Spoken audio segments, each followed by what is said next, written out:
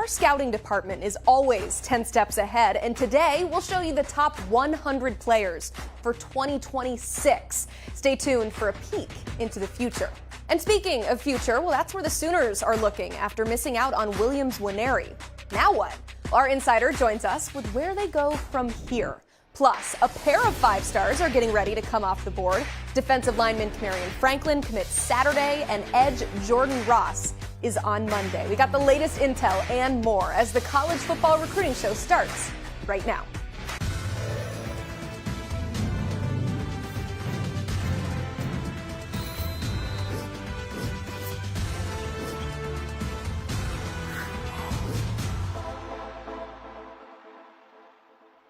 Alongside national recruiting analyst Cooper Petagna, filling in for our friend Blair Angulo, I am Emily Proud. Welcome into the college football recruiting show. Now, it may be different that you're here at the desk, but nothing else changes. Still submit those questions. The only way you can do that is by subscribing to the 24/7 Sports YouTube channel. Also, hit that like button. It's the one that looks like the thumbs up. So you go and hit that, and we're going to hit the headlines because there is a lot to talk about in the world of recruiting, starting with the 2026 rankings officially out, and the number 1 player right now is quarterback Julian Lewis. The Georgia native threw for over 4,000 yards, 48 touchdowns. This is all as a freshman. Understandably, he has about 40 offers from schools. Those are, of course, impressive stats. But what impresses you most about him? I think it's poise. I mean, he's 14-1 as a 15-year-old at the highest classification in all of Georgia football. So there's a lot to be excited about when it comes to Julian Lewis. Kind of reminds me a little bit of Dante Moore. I think he's ahead of the curve physically, intangible wise as well on the field. It all jumps out, 3-level passer. So much to like about him. I think he's going to be a guy that's got a pretty good chance to go wire to wire here, even though he's only going to be a sophomore this upcoming season. A lot of football left to play for him. Coop, you're going to have a more in-depth conversation with our director of scouting, Andrew Ivins, just a little bit later in the show. For now, though, our friend Zach Blostein of Knowles 24/7 reporting that 5-star wide receiver and current Ohio State commit Jeremiah Smith intends to unofficially visit Florida State for their November matchup with Miami. Now, Smith has been committed to Ohio State since December of last year. Everybody wants a piece of him. What kind of player are these schools fighting over? Well, my friend Andrew Ivins would say generational talent, a guy that he compares to Calvin Johnson, Megatron. And you think about it, Jeremiah Smith is one of the only players, to me, that's really got a good chance to find himself as the number 1 player in the country outside of Dylan Raiola. So when you're talking about a receiver at that position, that just goes to show what type of talent he is. He's definitely well worth it. That's why everybody's in the country is after him right now. All right, from one Smith to 2 more. We are on flip watch as crystal balls have been coming in hot for Kentucky to land twin brothers and current Michigan commits Jacob and Jared Smith. What kind of talents are these two? Well, it's funny that they're twins, but they're actually pretty complimentary of each other. One plays on ball, one plays off ball. They can do a little bit of everything, but they both can get to the quarterback. I like these guys. I love the physical upside as well. I think the arrow is pointing up.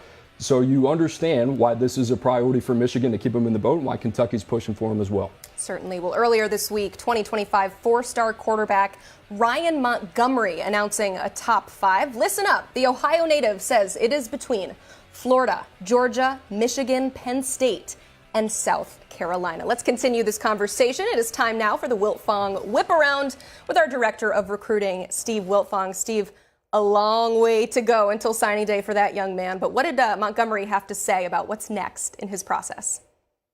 Well, Ryan Montgomery was one of the first prospects to emerge nationally from the Midwest in this recruiting class. So even though he's got a long way to the early signing period, he's been going through this process for a couple years now, been able to attend a lot of camps, make a lot of game visits.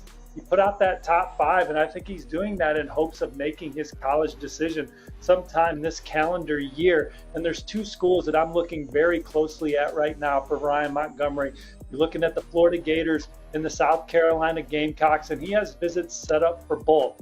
He's going to get back down to Gainesville when Florida hosts Tennessee in September. His relationship with Coach O'Hara is phenomenal. They Zoom all the time, a lot of X's and O's talks, and he's really clicked with him and thinks he can learn under him, and then likes the program trajectory under Coach Napier. And then he's going to get back down to South Carolina in October when Florida is on their campus. So the relationship with Coach Logans, he loves what Coach Beamer's doing with the program. Again, that's another one he sees on the rise.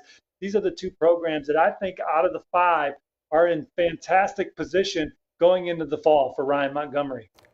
Steve, five-star Kamarion Franklin, he's got a decision coming up on Saturday as well. Last time we talked to you was on Monday. It seemed like Auburn was kind of in the driver's seat there. Has anything changed as Kamarion Franklin comes to a decision? Well, I do still think that Auburn, if you're asking me where I think he'll end up, I think that Auburn is the place that he would end up at right now, between the relationship with Jeremy Garrett, Hugh Freeze, and all their ties in the state of Mississippi, and then the program trajectory and the amount of times he's been on campus.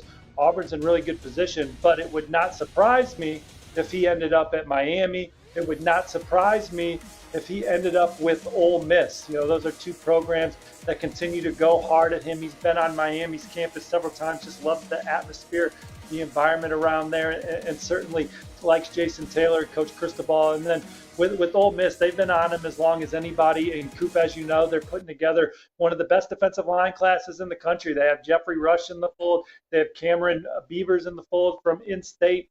And Kamarion Franklin, there's some people around Oxford that think he'll ultimately end up at Ole Miss as well. So although I still would tell you that I like where Auburn stands, let's not sleep on Miami, which we said earlier in the week. But let's also not sleep on Ole Miss here as they push for a top 25 recruiting class for a second cycle in a row.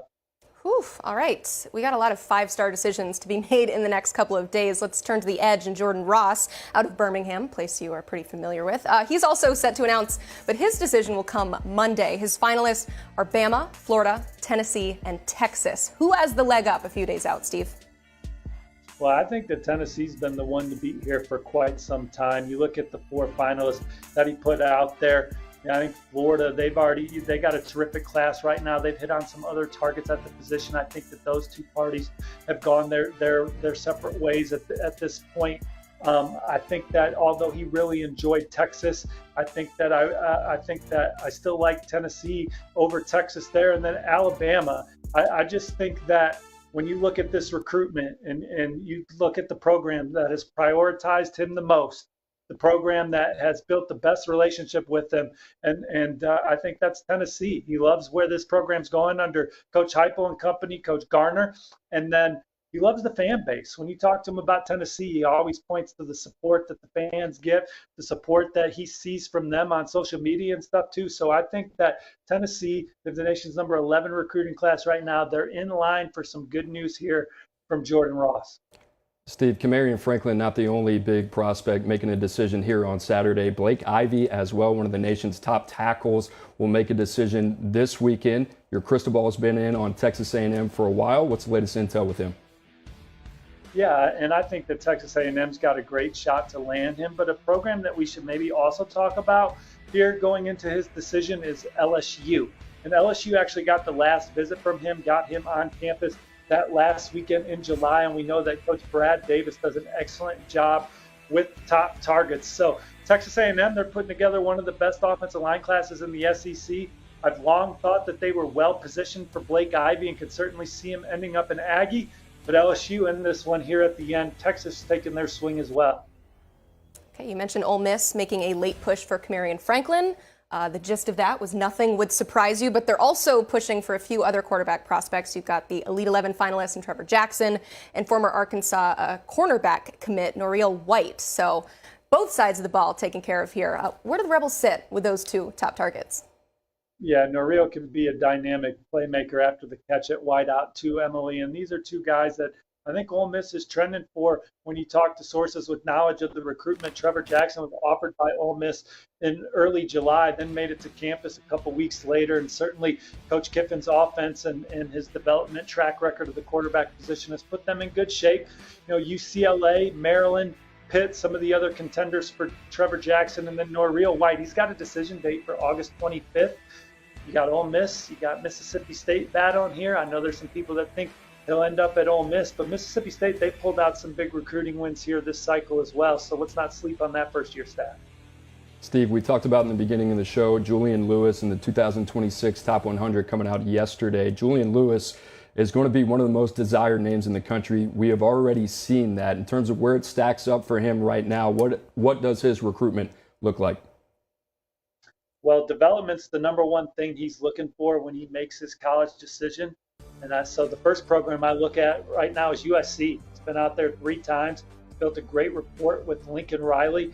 And the Trojans, they're not pushing for anybody in the recruiting class in 2025 right now either. I think that they're all in on Julian Lewis here as they look at an underclassman quarterback right now. And I think that also means something to him. But obviously what Caleb Williams has been able to do most recently, and then some of the great quarterbacks he's had in the past, Baker Mayfield and Kyler Murray, Julian Lewis sees that track record of development at USC and has loved his time out there on campus. Same goes for Alabama, Nick Saban, and all the quarterbacks that Alabama has in the NFL right now. Been there several times, looking to get back for their game against Texas, and also looking to get back for their game against Tennessee. So there's already a couple Alabama games on the radar for him this fall. And then, of course, Georgia, 2-time defending national champs, what they've been able to do in the NFL draft. That's a program that he's got a keen eye on as well. Florida State's in the mix, a couple others for Julian Lewis, but those are the major contenders right now. Another name out of that 2026 class you need to be familiar with is the number 2 quarterback as of right now. Again, these are just freshmen. It's Jared Curtis. He is out of Nashville, also has quite a few offers. You got Alabama, Georgia, Florida State, Notre Dame, Ohio State, all the biggies. But what programs are high on his list at this point, Steve? Some of the same schools that are in on Julian Lewis are right there in it for Jared Curtis. You know, Alabama's a place he's been several times. He's really clicked with offensive coordinator Tommy Rees over there. They'll get back to a game in Tuscaloosa this fall. Georgia's another place that he's been very impressed with. Coach Mike Bobo and Coach Montgomery Van Gorder. He's really clicked with those guys and is very excited about Georgia. Florida State and Coach Tony Tokars, he had a great visit to Florida State this offseason. And then South Carolina, they have another 2026 quarterback committed right now, but Jared Curtis is very high on the Gamecocks. Told me Ohio State's his dream school, so that's a school to keep an eye on moving forward. And then Tennessee, Notre Dame, a couple other programs that he's very excited about. He's been to Tennessee. Kenny Minchie, he trains with the Notre Dame freshman quarterback. And so those are reasons why he likes the Irish. So a lot of schools on the list for Jared Curtis right now. Those are some of the that I think are in the best early position. Steve, keeping track of 2024, 2025, and 26. We do appreciate it. Thanks for being on the show today. You can read more of his work on 247sports.com. He has a piece up right now about some blue chip buzz. Go and check it out. And as always, I tell you this every show, you're going to want to do it. For more exclusive information, become a VIP member today. We don't like to dwell on the negative, but after Oklahoma missed out on 5-star defensive lineman William Nwaneri, the pressure is on to find an elite replacement sooner rather than later. I'm winking there. OU ranks 16th nationally, which is good for 8th in the SEC, their new conference. They're headed there soon. We're headed back here in studio with my friend Collin Kennedy of Sooners Illustrated here to talk a little Oklahoma recruiting. You look like you have something that you need to say, friend. Why did you not tell me we were doing puns today? I'm sorry. I'm a little bit upset. Hey, I do puns every day. Director Collin, is my mic on? Let me just double check that real quick. We apparently had an issue last time. Yeah, so. Context-wise, some guy with 2 thumbs and not a very smart brain turned off his microphone last time.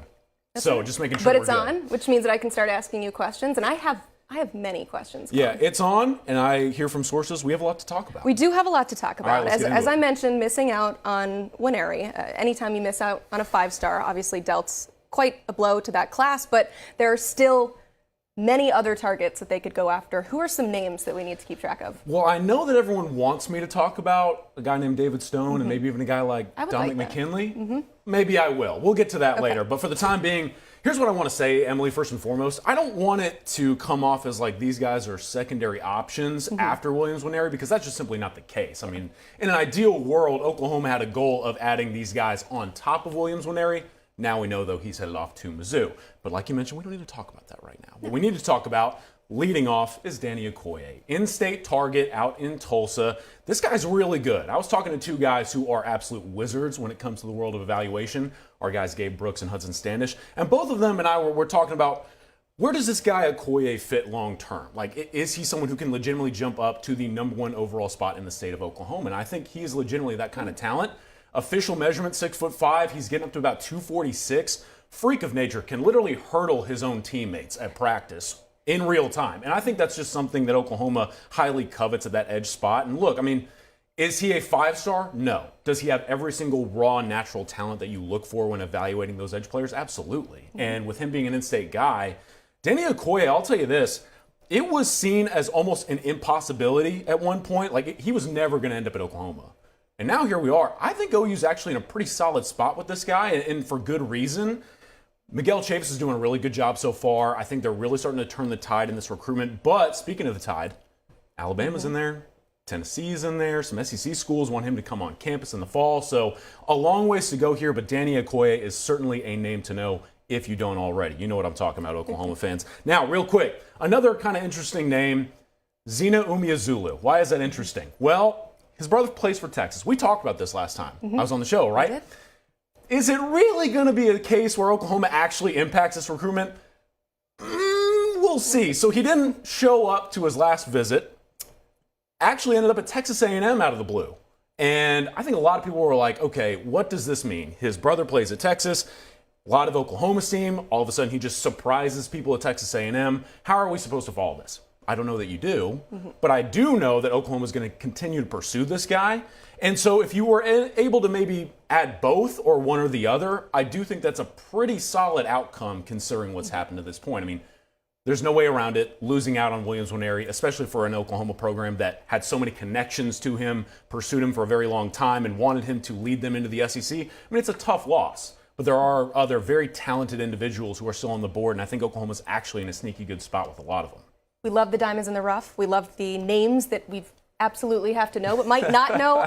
But there are Sooners fans in the chat right now watching going, please tell me about David Stone. Please tell me about Dominic McKinley and Nigel Smith. So they're obviously battling the likes of Miami and Michigan State for David Stone. Dominic McKinley has a crystal ball in for Texas right now. So where do the Sooners sit with some of those high caliber players? How about we start with Dominic McKinley? I feel like this is the one that maybe a lot of people genuinely don't have their head wrapped around how Oklahoma's actually even in this thing. Like, is this a real thing for OU to be involved with a 5-star defensive tackle in the state of Louisiana who's at like 6'6" and 290 pounds? That just doesn't happen. But it is real. Now, how real is it? I do think Oklahoma has some ground to make up. I know that Texas has done a very solid job of pursuing Dominic and his family. I think they have a lot of things to provide to him that check a lot of those boxes he has and his mom has, which is important to consider, right? Now, the other side of this is, of course, LSU. Louisiana guys tend to stick around the state and play for that proud program in there. And look, LSU's had to fight and claw maybe a little bit more than originally expected, but they're still very much a player. The Oklahoma side of this, though, I think OU has two things that kind of stand out. Number one, I think Dominic's relationship with Todd Bates, defensive tackles coach, not only one of the best developers of defensive tackle talent, but just a really solid human being off the field. I know that Dominic McKinley and his family have a lot of respect and overall love for a guy like Todd Bates, and I think that they would trust him to not just develop him on the field, but off the field. And that's a big deal. And so, speaking to that nature and development off the field, I think what really struck a note with the McKinley family and Dominic especially is the soul mission. If you don't know what that is, Brent Venables and this staff have kind of set up a internship, business development, off the field opportunity program for these players. And it's something that consistently puts them in recruitments that, I mean, let's just be honest here, maybe they don't have a lot of business to be in. So I think Dominic McKinley, Oklahoma's an option, but ground to cover. David Stone. All right, so I'm going to go see him on Friday. I feel like I'm going to be talking to my guy, Gabby Arudi, over at Inside the U again a whole bunch. Do I buy Miami as a serious player? Absolutely. Do I think Oklahoma is still in the driver's seat? Yes. Look, it's no secret. This has been the can't-miss guy in this cycle for Oklahoma basically for years now, since he was like a 9th grader. Now, I think Oklahoma and David Stone are still very much a thing, but I do believe him when he says he would like to explore other options. And so the best thing that I can tell you right now is Oklahoma's going to fight tooth and nail up until that August 26th decision date. But I want to go talk to him on Friday when he's out there playing Lipscomb Academy here and just see like, hey, David, what else are we thinking about going through this process? So I think OU's still in a good spot there. And then let's go to the guy that I just absolutely love, Nigel Smith, man. Why do we not talk about this guy? I don't know. I mean, I feel asked, like that's the thing is you did a great job of bringing him up because Nigel Smith, man, he needs to be talked about a lot more. So Texas A&M is really recruiting this guy hard. And I do think that the Aggies have a legit shot to be a player in this decision. But, I mean, look, I had like a 40-minute conversation with Nigel Smith one of my first few days back on the beat. And it was one of the best conversations I've ever had. Both on and off the record, he took me through a lot of just really cool thoughts in his head that he applies to how he wants to attack things on and off the field from a recruiting standpoint. And I think for him, one thing that stood out is he really analyzes how these coaches handle his relationships and like what is their strategy in order to connect with him. And look, Oklahoma, when this staff got that job, Nigel Smith was like one of, if not the first calls they made to any defensive line recruits in the country. And I can tell you right now that still stands out to him. And so Nigel Smith, I have my crystal ball in. Texas A&M is really making this thing interesting down the stretch, but I think the Sooners are in a really good spot with him. A lot of options. It sounds like the Sooners are in for a lot of these guys that they could potentially come bring in on the defensive line. But just straight up, though, I mean, how much pressure is there added to Brent Venables' plate in missing out on Nwaneri to land one of these top-flight guys? We know that the rankings are what the rankings are, but ultimately, perception-wise, how important is it that he strikes? I think you asked the perfect question, because I think we both know objectively there's a ton of pressure here, right? For Brent Venables to win games and get big recruits or whatever. But the way I look at it, I think it's kind of interesting, Emily. They've got 19 guys committed in the class of 2024. 6 of those guys are defensive players. 2 of them are defensive linemen in the era of the power line, right? Where we've talked so much about this defensive line recruiting. You want to know how many quarterback commits they also have? 2. Now, I know what you're going to say, oh, recruiting those guys is different. Well, in this era where it's hard to get one quarterback, you've got just as many QBs as you do defensive linemen when you're trying to get guys like William Nwaneri, Joseph Jonah-Ajonye, so on and so on. I think that I look at this, and there's not just pressure, like you mentioned, to win games or get big-name recruits. But we continuously remind the fan base and those outside of it, this is the class that's going to take them into the SEC. So when are you going to start stockpiling all these defensive players we thought would be in the class by now? And so I think down the stretch as we get into late August, early September, when these massive names are making decisions, man, there's a ton of pressure, to put it lightly. And I do think Oklahoma will win some.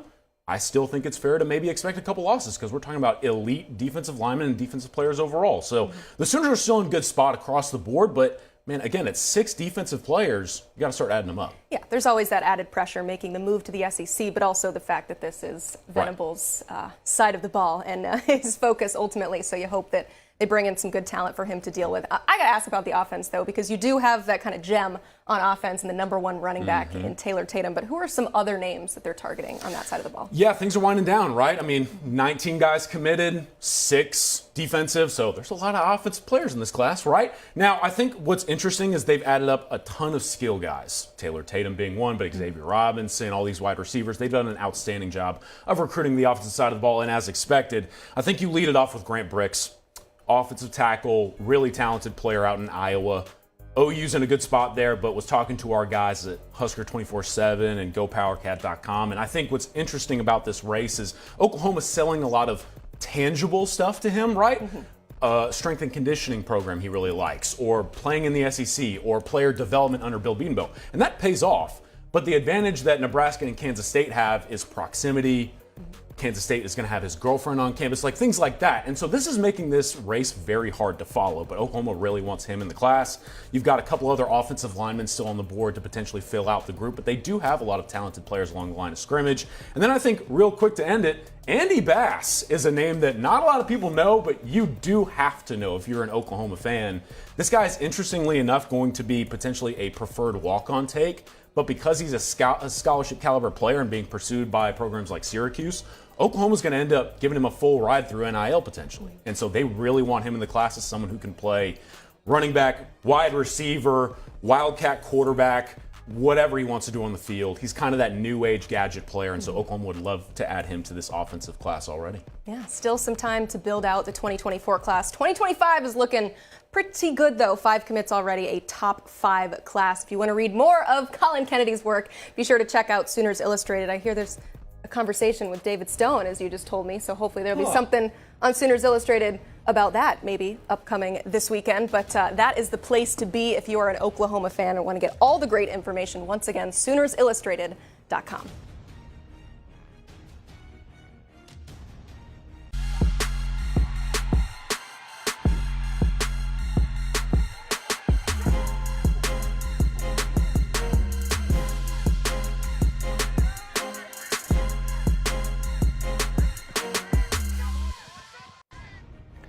The 2026 Top 100 dropped Wednesday. That is yesterday. If you don't know what 2026 is, that means these guys are going to be sophomores in high school next year. There you see 11 through 20. We've talked a lot about the quarterbacks as well. And if there's one guy that knows a thing or two about the 2026 cycle, that is a good friend of mine and the director of scouting at 24/7 Sports, Andrew Ivins, as we bring him in to talk about the two arms at the top. Drew, we've already talked about Julian Lewis a little bit. The other guy, that is Jared Curtis out of Nashville, Tennessee. And Drew, you and I had this discussion along with Gabe Brooks, Hudson Standish, as we got to break this one down a little bit. But this one was kind of 50-50, a little bit of a toss-up. What do you like about Julian Lewis and what do you like about Jared Curtis and these two kind of paired together going forward?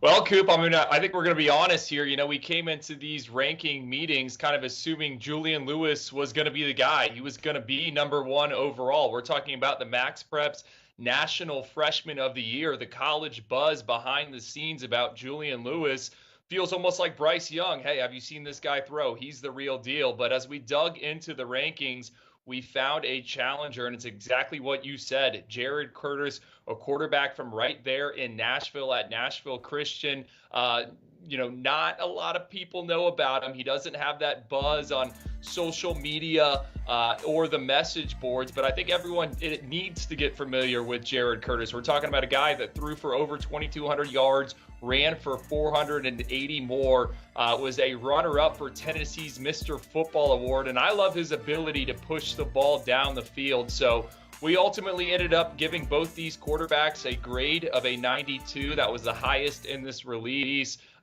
Julian Lewis number one, Jared Curtis number two. But I think over the next 2.5 years, yeah, you heard that right, the next 2.5 years, we're going to be talking a lot about these guys, and there's going to be a lot of jostling because I don't think there's a clear-cut favorite from us. And it's going to be a lot of back and forth. Drew, they're not the only two guys, right? I mean, there's 9 quarterbacks in the top 100 in 2026. How big is the gap between these two? I mean, you would put these guys in the franchise category. Is there a name or two that you like outside of them as well?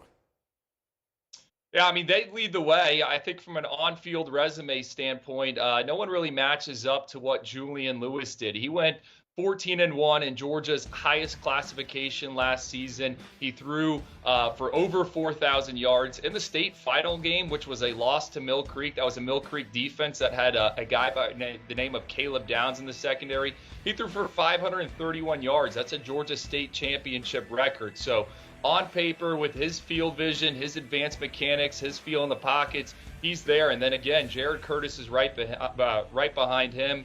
After that, I think there is a sizable gap, but just talking with some different scouts, talking with some different college contacts, I think the 2026 cycle is pretty deep at quarterback. You got Landon Duckworth there in Alabama. He's already committed to play at South Carolina. I think the sky is the limit for him. Big fan of him. You got Will Griffin in Tampa, Florida. Reminds me a little bit of Tim Tebow. He took over as a freshman for Jesuit, which made a deep run in the state playoffs. He's a big, muscular kid, dual threat talent. And then there's some more here and there, but it's early. And I think the good news is if you're a fan of one of these elite college programs, you're trying to figure out what your team's going to do in 2025. Well, the good news is in 2026, there are some quarterbacks with 2 elite arms leading the way. All right, Drew, we all know it's a ceilings and floors game, right? And these guys are 2026. A lot of physical development yet to take place, same with technical development as well. Is there a name or two, maybe outside of the top 10, that you like and that you can't wait to watch and kind of see unfold over the next 2 or 3 years? Yeah, I got 2 names for you, and they come from some powerhouse programs. Kenye Pepe is an offensive tackle at IMG Academy. That's the school that just churned out Francis Mauigoa, who is looking like he's going to start as a freshman at the University of Miami. Kenye has not played a ton of varsity snaps. He was a Max Preps freshman All-American, was in the rotation. But when we talk about traits where he has it all. He's 6'6". He's got 35-inch arms. Big broad jump for him. He is just oozing with it. Everything you're looking for in a tackle. So we're excited to see what he's going to do this upcoming season. And it starts tomorrow night in Nashville with IMG Academy on the road. The other guy is Kevin Ford, a pass rusher at Duncanville. Collin Simmons went there. I think this guy is going to be the next up. You're watching some film right there, and that is actually sub-varsity film. But I think the way that Kevin moves, the way he bends, I don't care who he's playing. You can tell that he has a chance to be a dude. We're talking about someone with an 80-inch wingspan, 33-inch arms. Coop, you know it. With these 2026s, we're looking for projectable traits, guys that are going to only get bigger and already check off a ton of boxes. So Kevin Ford Jr., remember that name for all the schools that recruit the Lone Star State. He's already got a few scholarship offers. I think once he gets more and more varsity tape, he's only going to elevate his stock is when it comes into college football recruiting departments. Got a lot of respect for you, Andrew, working down the list there. I'm going to go with the low-hanging fruit. I'm going to go with the number 4 player in the country, Jakeem Stewart, out of New Orleans, St. Augustine High School there. And this is a guy a lot to like, 6'6" plus, 265 pounds, 80-inch wingspan. We've seen him over the summer, multiple occasions. He's won Alpha Dog. And this guy with not a lot on tape, but you see him, you see the upward trajectory. And this is going to be a guy that you know is going to have every program in the country calling. The other one, Drew, I got to give a shout out to you. You see as potentially the next Darnell Washington. That is Kendra Harrison out of North Carolina. And for good reason why. This is a guy that averages 21 and 15 on the hardwood, 6'7", 235 pounds, two-way snaps, can do a little bit of everything, and he looks pretty darn good doing it. A natural athlete, a lot to like about him. That is a name to know, top 5 player in the country in 2026. Drew, I said it before. I said it on Twitter earlier this week. We are getting old, my friend. It is that time of the year where it's like, how is this guy's little brother or son now arriving and playing football and getting recruited at a high level? Andrew, you do a fantastic job of looking and digging into the family backgrounds of a lot of these guys, but some interesting bloodlines popping up here in 2026. Who you got? Yeah, Minka Fitzpatrick's little brother. It's crazy. You're absolutely right. When I first heard about Justice Fitzpatrick, I was like, there's no way that this is actually Minka's little brother. Then you watch him go through one workout and you're like, yes, this guy is probably from the same bloodline. Justice Fitzpatrick played as a freshman at St. Thomas Aquinas last season, had an interception, a few tackles. I was talking to the people at STA a few weeks ago asking, hey, who's going to be the next dude? And a few of the upperclassmen instantly pointed to Justice. He will be on TV next week in St. Thomas Aquinas playing in a national showcase, and they churn out NFL draft picks, and I think Justice is up next. Alabama's already offered, Georgia's already offered, Miami's offered, Florida and Florida State. So he is certainly a name to know. He's got the tools like his brother, and man, if he's anywhere close to what Minka was, look out. He's going to be the real deal. The other one is Jonah Winston, younger brother of Jameis Winston, the NFL quarterback, former Florida State signal caller. They are definitely related because if you look at Jonah's photo in one of the databases, it looks like a younger Jameis. I mean, they are spot on identical. He's a kid at Hoover High School. Shout out to two-a-days. Has played some quarterback, but it's been mostly direct snaps and him moving around. He camped at Florida State in July. Talked to a few different people that saw him moving around, and they said he is an elite, dynamic athlete. Could be a slot receiver, could be a quarterback. Haven't seen him throw the football yet, or maybe he's a defensive back, but he is certainly a playmaker. And Cooper, you know, it's important. You know, one of the number one indicators early on in that evaluation process, or something that's going to kind of perk up our eyes, is if you're related to someone that's done it before. I mean, at the end of the day, that's certainly notable. Recent NFL draft trends have shown that, hey, if you have a sibling, a relative, uncle, or whatnot that has made it to the NFL, you know, there's a good chance that you could follow in their path. I think out of the most recent NFL draft, 1 in 8 guys had a family member that played at the next level. So those are 2 names to know. Plenty more. You can find them on 24/7 Sports. One more name for you, Chris Henry Jr., the son of the late Chris Henry, used to play for the Cincinnati Bengals, and a guy that you might know if you're an Ohio State fan as well, a top 10 player in the class of 2026. Drew, you talked about genetics. This guy has it. He's going to be dangerous for Zone 6 there in Columbus. Andrew Ivins, the director of scouting, you're welcome back anytime, my friend. And if you like that conversation, you can find those two guys right there on the 24/7 Sports Football Recruiting Podcast every Tuesday, Wednesday, and Thursday. A lot to talk about in the recruiting space nowadays.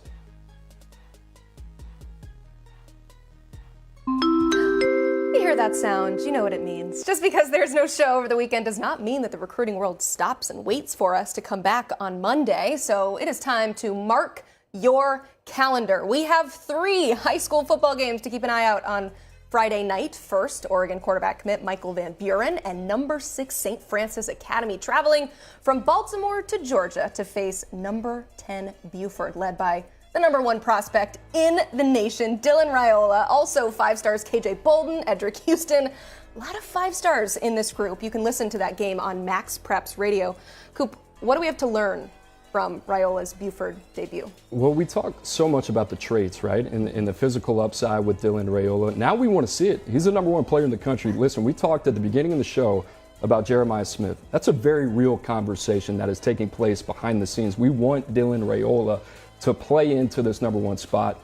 There's no better place to do it right now. You got a top 10 team in the country, St. Francis Academy. He's got all the surrounding talent as well. I want to see Dylan Raiola step into that spotlight and really leave us no choice at the end of the day to say, I'm the guy. I'm the number 1 quarterback in the country. That's what we want to see out of him. Take the bull by the horns. I love it. Out on the West Coast, Mater Dei, which is the number 1 team in the country, per our friends at Max Preps, taking on number 15 ranked Centennial. You can also listen to this game on Max Preps Radio. Highly recommend you check it out. A lot of talent in this matchup. It would take me all day to list all of it, but Cooper, give us the highlights. Who do we need to know about? Elijah Brown, top 247 quarterback, committed to Stanford. This was a guy that we really liked in the evaluation process, still do. He kind of had an up and down Elite 11 finals, but this guy's 29-1 on the field in arguably one of the toughest divisions in all of high school football. Brandon Baker, the number 1 offensive tackle in the country as well in 2024. On the flip side, Mater Dei, Aiden Breland, one of the top defensive linemen. So they are loaded there. A lot to look for in Mater Dei's lineup. And then on Centennial, Hassan Longstreet, a guy in the top 64 in 2025, transferred from Inglewood, only lost 1 game as a starter last season. This is a big stage for him. So these are the games you want to see. It's good on good. It's best on best. These guys have an opportunity to shine. And it's going to be probably the first tape that we turn on Saturday. I see your quarterback matchup, and I raise you an even bigger one. Back in the state of Georgia, number 12 Carrollton, led by the top player in 2026, quarterback Julian Lewis, hosting 14th ranked Langston Hughes. And 2024 Ohio State quarterback commit Air Nolan, 2 guys you've heard a lot about on this show. What can we anticipate from this high-flying matchup? You name it, Air Nolan's done it, right? And the label for him has always been he's a winner, and he wins at the highest level. We know that about Air Nolan. But Julian Lewis, on the other hand, we just talked about probably 10, 15 minutes on this show. We talked about Jarrett Curtis and that race kind of being up in the air a little bit. Well, you want to prove that you're the guy? This is a great opportunity to do that. I just talked about best on best, elite competition. This is the highest classification of Georgia football. It just means a little bit more down there. Mm-hmm. If you're Julian Lewis, what a stage for him. And if you're Air Nolan, just keep doing what you're doing. Just keep doing what you're doing. Yeah, I'm looking forward to this quarterback matchup. Once again, I feel like I have to pub this every time we talk about Air Nolan, but there's a great feature from our friend Brandon Marcello just about, between the ears and the way that this guy thinks. It's so interesting. So check that out on 247sports.com.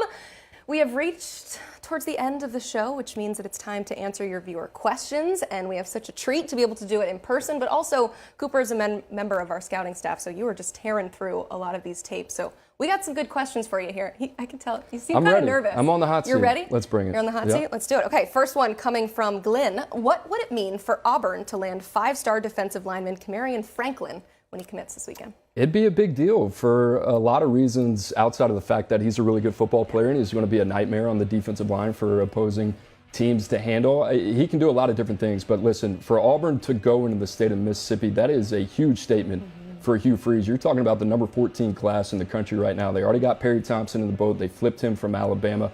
This is a staff that has recruited very well in the state of Alabama, 10 commitments from that state. So for them to go to Mississippi and potentially be able to get this one done, it's a huge statement for Hugh Freeze. You imagine them being able to create some momentum on the field this season and have the wind at their back recruiting. I can't imagine the upside of this Auburn Tigers team as a recruiting program. I love what they're doing so far. I think this would be a very big win and a very, very big signal for Hugh Freeze and the Auburn Tigers. Coop, you've been on a lot of staffs. We've got this next question is about that. But before we get there, I'm curious from your perspective, when you see a new staff come in and have this much success, what's the key to having success on the trail as a first-year staff? Geography. Go back to the basics, right? I go back to Billy Napier, what they did last year. They recruited the state of Florida exceptionally well. And I think you look at the state of Alabama and Hugh Freeze and what he's been able to do. I talked about double digits, right? This is a state that Alabama has gotten away from a little bit, right? So the door is open for Hugh Freeze and his staff to take advantage of that.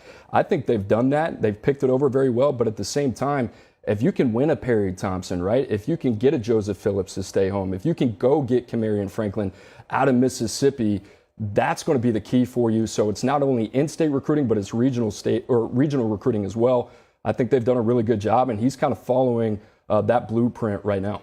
Yeah, we know Hugh Freeze has done it in the SEC before, but second time around, it's a tough sell when you're like, just trust me, I'm new here, but you should come be a part of what we're building. Okay, I tease the next question. This is from Hannah saying, is there a favorite program that you worked for or a program maybe that you learned the most? We're not going to ask you to pick your favorite head coach, but just where did you grow? Trying to get me in trouble. I would say the program that I grew the most was University of Washington under Chris Peterson. Just impossible not to learn. You talk about a growth learning environment. Chris Peterson's that guy that you really want to learn from, and that was a heck of an opportunity. Now, in terms of my football DNA, where did I get it from? Alabama, right? That was the best education. I didn't really study in school. I studied there, right? That was a place to get it. So I enjoyed it. Every program I went to, you learn a lot, but to be surrounded by the type of individuals I was surrounded by in Tuscaloosa at such an early age, it really kind of chartered my path for the rest of my career. So I was really fortunate to do that. Yeah, you're not the only person I've heard say that coming from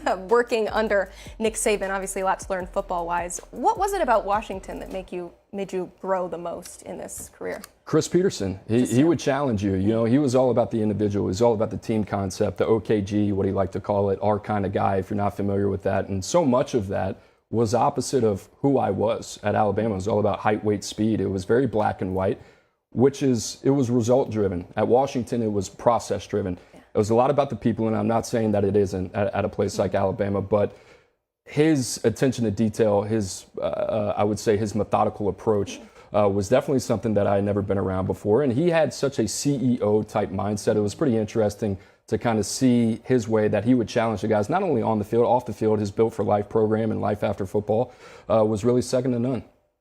OKG, our kind of guy. I That's love right. that. There's so many fun little things like that you find when football coaches are running the show. They love to inspire. All right, next question from Bayou 45. I think you can guess where we're going here. Should we expect, now that he's gotten his feet wet in Louisiana, that Brian Kelly is going to clean up in state for LSU every single year now? This person also pointing out to us the Tigers currently have 8 of the top 10 committed in 2024. I got a feeling this is probably my Aunt Sid. Aunt Sid, if you're out there listening, I appreciate the question. But hey, listen, Brian Kelly's done a tremendous job. I think that was the biggest question when they hired him from Notre Dame. Can he keep his guys in the state of Louisiana? So far, so good. Listen, we just heard Collin Kennedy come on here, and Dominic McKinley was a guy that it kind of seems like a little bit of a toss-up. You got Texas, Oklahoma involved, right? This is tough. It's tough to do. Ask Nick Saban right now. He's battling Hugh Freeze, Georgia, Kirby Smart. 19 of the 25 guys in state left, went other programs, and they've won the last 2 national championships, right? It's not that much of an indictment on your program as it used to be. For LSU, they got to keep these guys in state. I think he's done a tremendous job. Is one going to get away from the cradle every now and then? Yeah, absolutely. But you got to keep, 80, 90% of them home. I think he's doing a good job.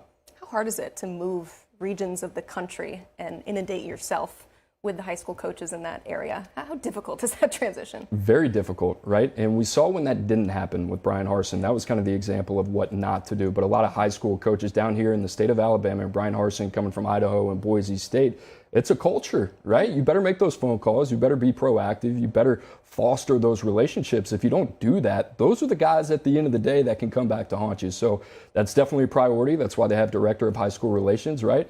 And that's why it's important to keep up those relationships.